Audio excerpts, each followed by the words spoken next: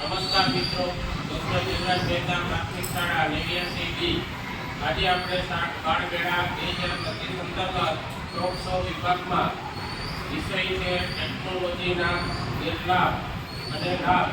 એના વિશે આપણે આશીર્વાદ કે અભિશાપ કે લાભ કે ગેરલાભ તેના વિશે બાળકો ચર્ચા કરશે.